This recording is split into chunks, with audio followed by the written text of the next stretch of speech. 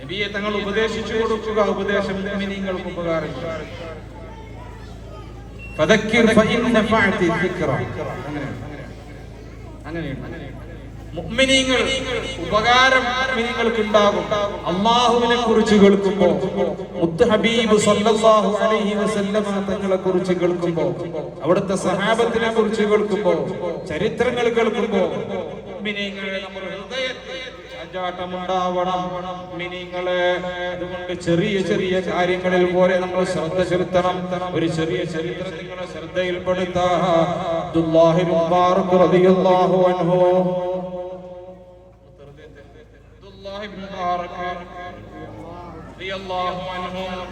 ഒരു മുമ്പ് പറയുകയാണ്, ഞാൻ ഹജ്ജ് ചെയ്തുകൊണ്ട് മക്കയിൽ ഇങ്ങനെ വിശ്രമിക്കുകയാണ്. ഒരു വർഷം ഞാൻ ഹജ്ജ് ചെയ്തുകൊണ്ട് മക്കയിൽ വിശ്രമിക്കുകയാണ്.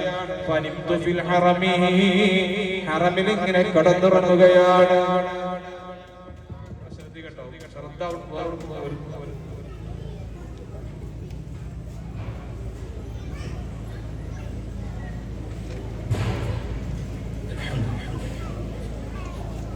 എവിടേക്കും പോരുത്.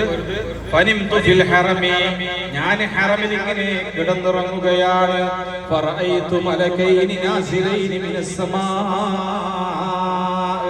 ആ സമയത്ത് ആകാശത്ത് നിന്ന് രണ്ട് മലക്കുകൾ ഇറങ്ങി വന്നുകൊണ്ട് ഒരു മലക്ക് മറ്റേ മലക്കിനോട് പറയുകയാണ്, ഈ വർഷം എത്ര ആളുകളാണ് ഹജ്ജ് ചെയ്തത്? ഈ വർഷം എത്ര ആളുകളാണ് ഹജ്ജ് ചെയ്തത്? അപ്പൊ മറ്റേ മലക്ക് അടുത്തുള്ള മലക്ക് പറയുകയാണ്, 60,000 ആളുകള് ഈ വർഷം ഹജ്ജ് ചെയ്തിട്ടുണ്ട്.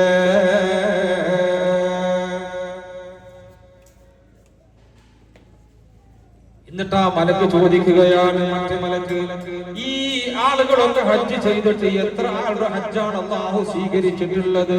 മുഅ്മിനീങ്ങളെ ആ സമയത്ത് മറ്റേ മലക്ക് പറയുകയാണ്, ലം യഖ്ബൽ, ഒരാളുടെയും ഹജ്ജ് സ്വീകരിച്ചിട്ടില്ല.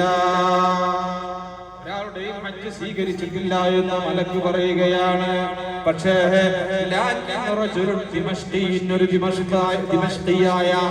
ദമസ്കസിൽ താമസിക്കുന്ന ഒരു മനുഷ്യൻ, അദ്ദേഹത്തിന്റെ കാരണം, അദ്ദേഹം ചെയ്ത നന്മ കാരണം ഈ ആയിരക്കണക്കിന് ആളുകളുടെ മുഴുവനും ഹജ്ജ് അല്ലാഹു സ്വീകരിച്ചു.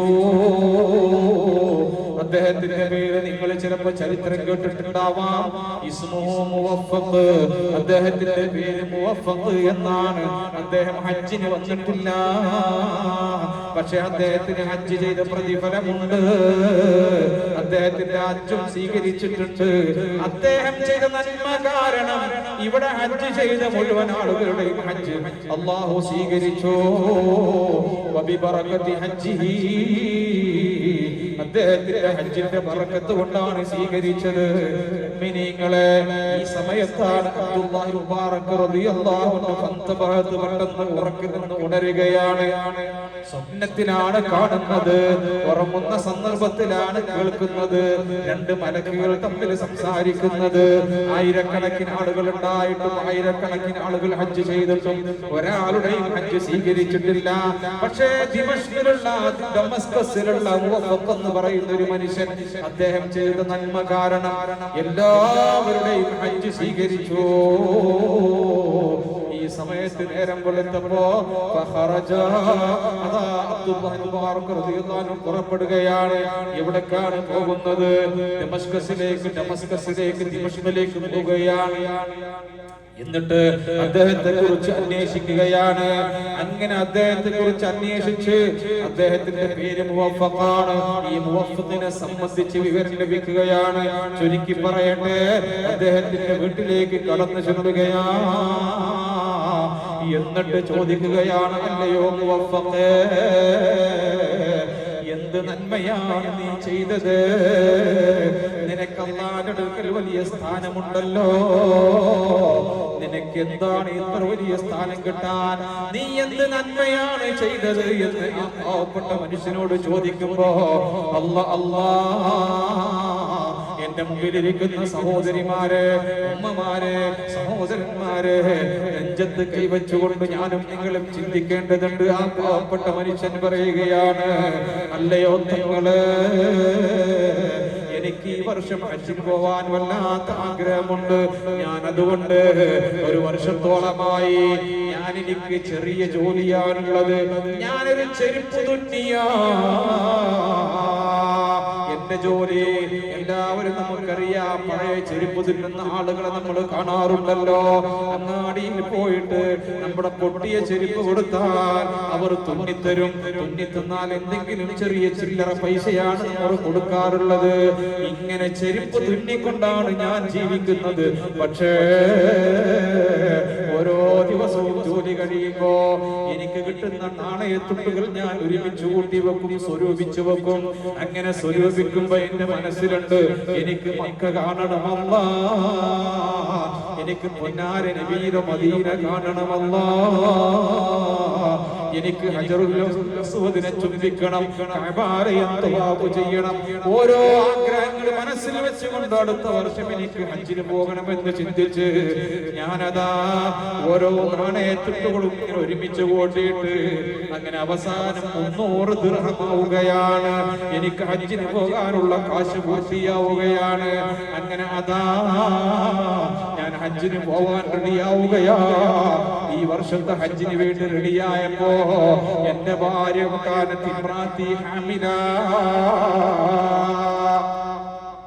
എന്റെ ഭാര്യ ഗർഭിണിയായിരുന്നു തങ്ങള്. ഗർഭിണിയായ എന്റെ ഭാര്യ, ആ ഭാര്യ നാളെ ഞാൻ പോവുകയാണല്ലോ. ഇന്ന് വൈകുന്നേരം അതാ അയൽവാസിയായ ഒരു അയൽവാസിയുടെ വീട്ടിൽ നിന്ന് മാംസത്തിന്റെ ഗന്ധം വരികയാണ്, മാംസത്തിന്റെ വാസന വരികയാണ്. മാംസം വേവിക്കുന്ന വാസന വന്നപ്പോ ഞാൻ പറഞ്ഞു എന്റെ ഭർത്താവിനോട്, എന്റെ ഭാര്യ എന്നോട് പറഞ്ഞു, അല്ലയോ പ്രിയതമനെ, നാളെ നിങ്ങൾ ഹജ്ജിന് പോവുകയല്ലേ, എനിക്ക് മാംസം കഴിക്കാൻ വല്ലാതെ ആഗ്രഹമുണ്ട്, അല്പം മാംസം തരുമോ? ഞാൻ ഗർഭിണിയല്ലേ, ഇനി നിങ്ങൾ ഹജ്ജിന് പോയാൽ വരുമോ ഇല്ലയോ ഒന്നും അറിയില്ല, എന്റെ ഒരാഗ്രഹമാണെന്ന് പറഞ്ഞപ്പോ ആ പ്രിയപ്പെട്ട ഭർത്താവ് ചെരുപ്പ് തുന്നി കാശ് സ്വരൂപിച്ചു കൂട്ടി ആ ഭർത്താവ് അയൽപക്ക വീട്ടിലേക്ക് പോവുകയാണ്. അയൽപക്ക വീട്ടിൽ പോയിട്ട് കൊണ്ട് ചോദിക്കുകയാണ്, അല്പം മാംസം തരുമോ? ഞാൻ നാളെ ഹജ്ജിന് പോവുകയാണ്, എന്റെ ഭാര്യ ഗർഭിണിയാണ്. മിനിങ്ങള് ഈ സമയത്തതാ ആ വീട്ടിലെ സ്ത്രീ പറയുകയാണ്, ഞങ്ങള് വല്ലാതെ പ്രയാസത്തിലാ, എന്റെ മക്കളൊക്കെ യതീമുകളാ, ലം യത്അമൂ ശൈഅൻ തലാസത അയ്യാം, 3 ദിവസമായിട്ട് എന്റെ മക്കളൊന്നും കഴിച്ചിട്ടില്ല, ഞാനൊന്നും കഴിച്ചിട്ടില്ല, മക്കൾക്ക് കൃപയില്ല, ഞങ്ങള് പാവങ്ങളാ. അങ്ങനെ ഞാൻ എന്റെ കുട്ടികൾക്ക്, എന്റെ മക്കൾക്ക് എന്തെങ്കിലും കിട്ടുമോ എന്ന് തെരഞ്ഞുപോയി. ഞാൻ എന്റെ വീട്ടിൽ നിന്ന് പുറത്തുപോയി. ആ സമയത്ത് ഒരു ചത്ത കഴുതയെ ഞാൻ കാണുകയാ. ചത്ത കഴുതയെ കണ്ടപ്പോ ഞാൻ അതിൽ നിന്ന് മാംസം മുറിച്ചെടുത്തു. ആ ചത്ത കഴുത ചത്ത് കിടക്കുന്ന ജീവനുള്ളതല്ല, കാട്ടിൽ ചത്ത് കിടക്കുന്ന കഴുതയുടെ മാംസം അങ്ങ് മുറിച്ചെടുത്തു. എന്നിട്ട്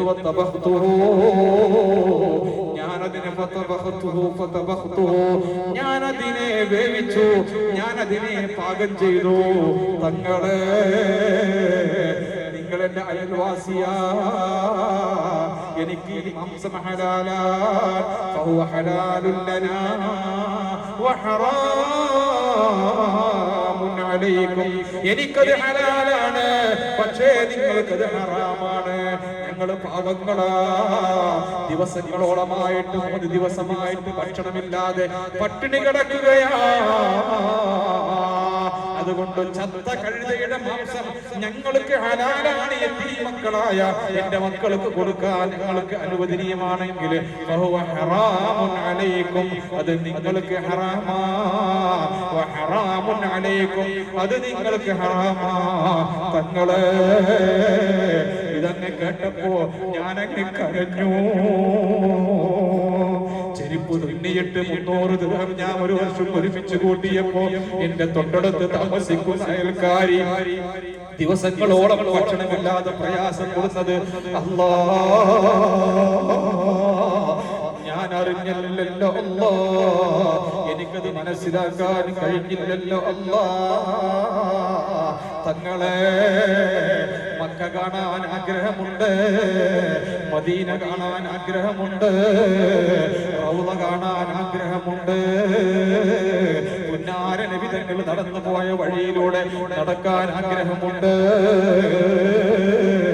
കഅബയുടെ ചുറ്റും നടക്കാൻ ആഗ്രഹമുണ്ട്, തവാഫ് ചെയ്യാനും സഅയ് ചെയ്യാനും എല്ലാറ്റിനും മിനയിൽ പോവാനും അറഫയിൽ പോവാനും മുസ്ദലിഫയിൽ പോവാനും ജംറകളെ കല്ലെറിയാനും അവിടെ ചെന്ന് കണ്ണുനീരോടെ ദുആ ചെയ്യാനൊക്കെ ആഗ്രഹമുണ്ട്. പക്ഷേ എന്റെ അയൽക്കാരിയെ ഞാൻ അറിഞ്ഞില്ലല്ലോ. അയൽവാസി ഹൈന്ദവനാണെങ്കിലും ക്രൈസ്തവനാണെങ്കിലും അവന് മതമില്ലവനാണെങ്കിലും ഇല്ലാത്തവനാണെങ്കിലും അവനാരാണെങ്കിലും അവൻ പട്ടിണി കിടക്കുമ്പോ, അവൻ വിശന്ന് പൊരിയുമ്പോ, അവൻ പ്രയാസപ്പെടുമ്പോ സ്വന്തം വീട്ടിലിരുന്ന് ഭക്ഷിക്കുന്നവൻ എന്നിൽപ്പെട്ടവനല്ല എന്ന് പഠിപ്പിച്ച നേതാവിന്റെ പേരാണ് അഹ്മദ് മുജ്തബ മുഹമ്മദ് മുസ്തഫ റഹ്മത്തുൽ ലിൽ ആലമീൻ നബി മുഹമ്മദ് മുസ്തഫ സല്ലല്ലാഹു അലൈഹി വസല്ലം. അല്ലാഹുവിന്റെ റസൂൽ പറഞ്ഞിട്ടുണ്ട്, അയൽക്കാരെ ഉപദ്രവിക്കരുത്, അയൽക്കാരെ വിഷമിപ്പിക്കരുത്, അയൽക്കാരെ പ്രയാസപ്പെടുത്തിയാൽ നമ്മുടെ ശർറ അവർക്കുണ്ടായാൽ സ്വർഗപ്രവേശനം പോലും തടയപ്പെടുന്ന ഹദീസുകളിൽ കാണാം. മുഅ്മിനീങ്ങളെ വഫഖ് കരയുകയാണ്. തങ്ങളെ അബ്ദുല്ലാഹി മുബാറക് തങ്ങളെ ഞാൻ 300 ദിർഹം എടുത്തുകൊണ്ട് പോവുകയാണ്. ആ പാവപ്പെട്ട ആ യതീം മക്കളുടെ ഉമ്മാന്റെ അടുക്കലേക്ക് പോവുകയാണ്.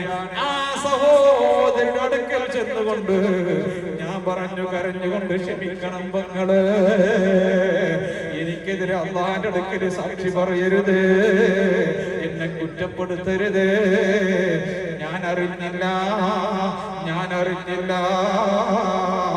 എനിക്ക് ഹജ്ജ് വേണ്ട, എന്റെ ഹജ്ജ് ഇവിടെയാ.